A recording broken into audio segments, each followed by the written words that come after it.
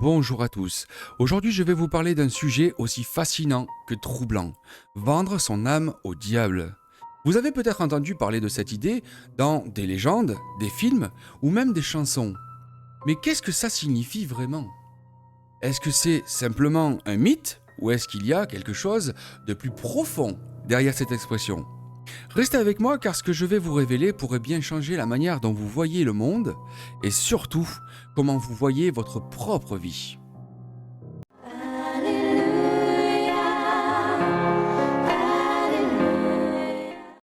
L'idée de vendre son âme au diable est vieille comme le monde.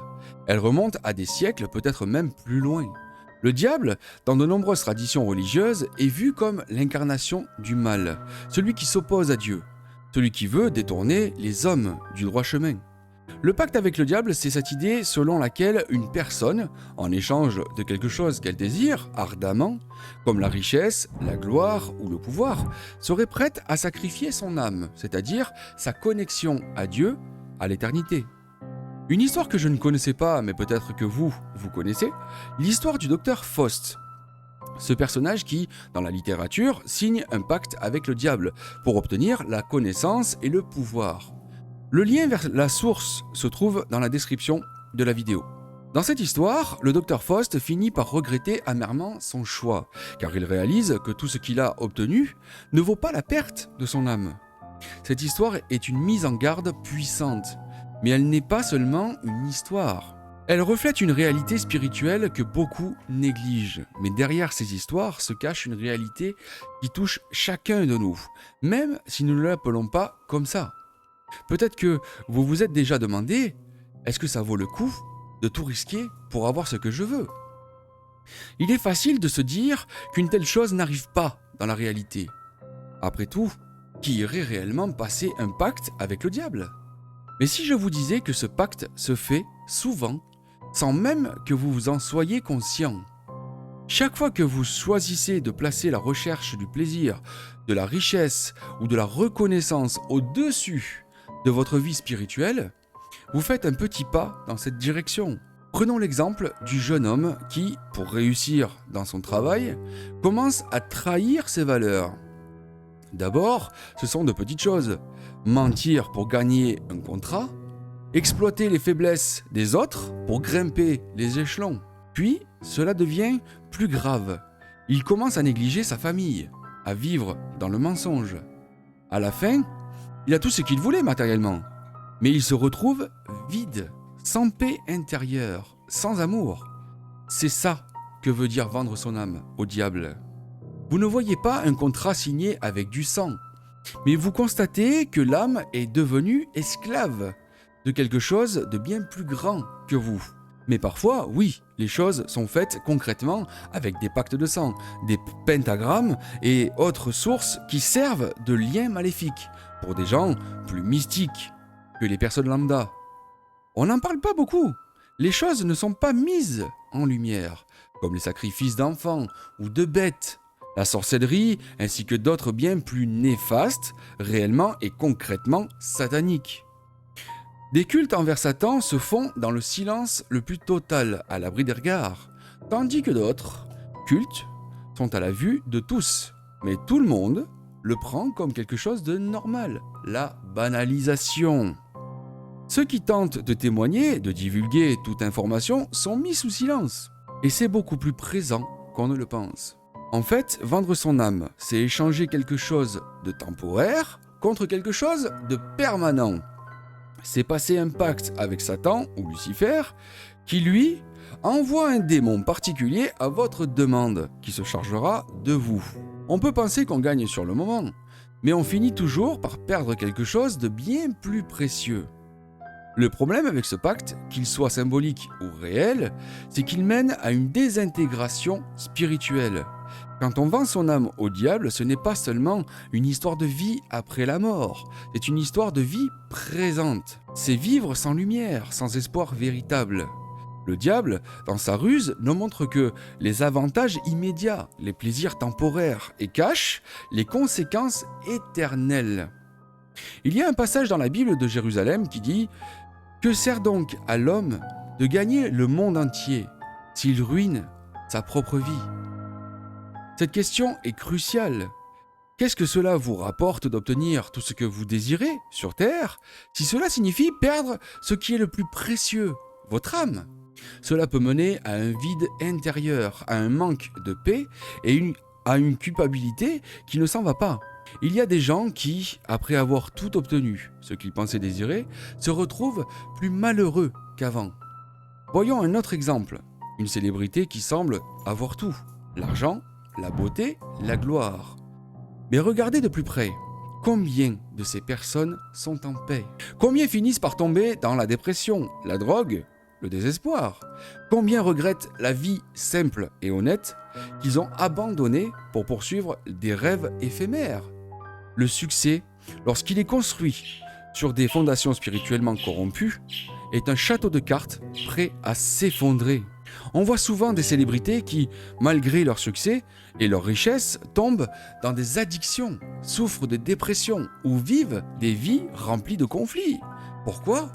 Parce qu'ils ont cherché à remplir un vide intérieur avec des choses extérieures. Ils ont cherché leur valeur et leur bonheur dans ce monde, en oubliant leur âme, leur essence. Nous sommes tous confrontés à la tentation de vendre notre âme d'une manière ou d'une autre.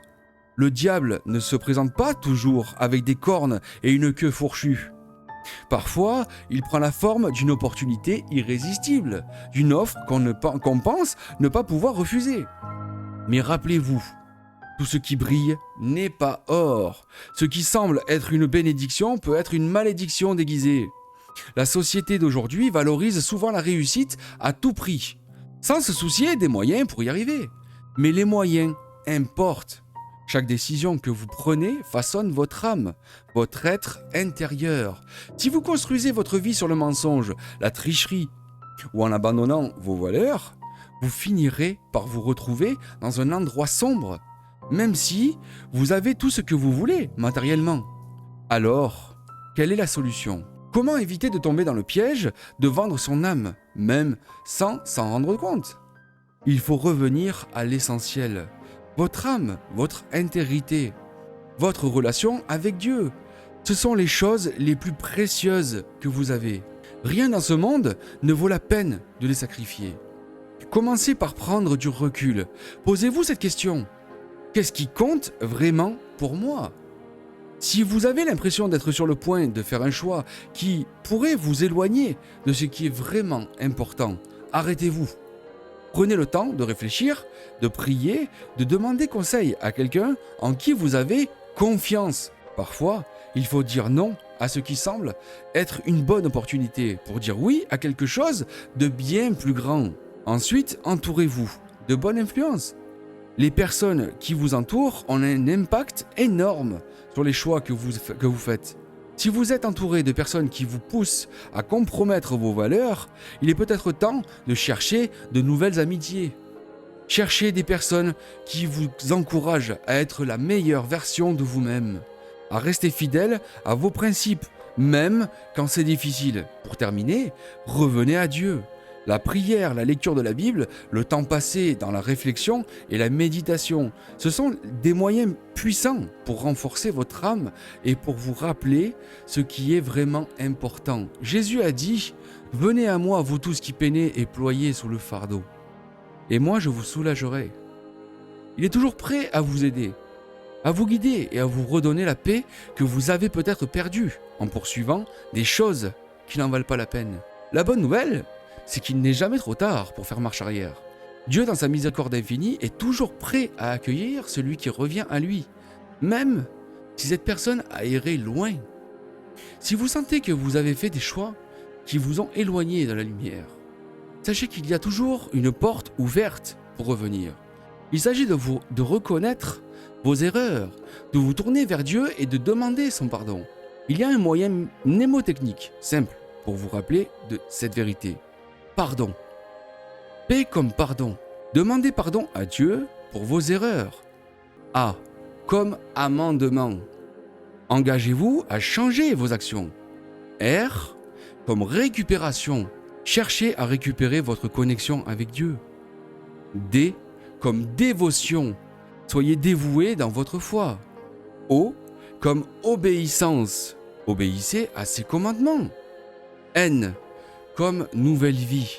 Marchez dans la nouvelle vie qu'il vous offre. N'oubliez jamais, rien sur cette terre ne vaut plus que votre âme.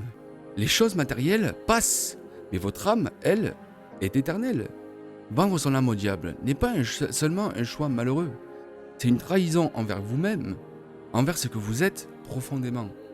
Mais aussi une trahison envers Dieu, qui vous a créé, pour quelque chose de bien plus grand que tout ce que ce monde peut offrir. Aujourd'hui, je vous invite à réfléchir profondément sur votre vie, sur les choix que vous faites. Cherchez-vous les choses du monde au détriment de votre paix intérieure? Si c'est le cas, je vous encourage à vous tourner vers Dieu, à renoncer à ces fausses promesses et à embrasser la vraie vie, celle qui est pleine de sens, de paix et de lumière. Ne laissez pas le diable vous tromper, votre âme est précieuse, bien plus que tout ce que ce monde peut offrir. Revenez à la source, revenez à Dieu et trouvez en lui la plénitude que vous cherchez. Que Dieu vous bénisse et vous guide sur le chemin de la vérité. Merci d'avoir regardé cette vidéo. Si vous avez des questions, des doutes, ou si vous voulez discuter davantage, n'hésitez pas à me laisser un commentaire. Je suis là pour vous aider, pour vous écouter. Ensemble, avançons vers la lumière. Amen.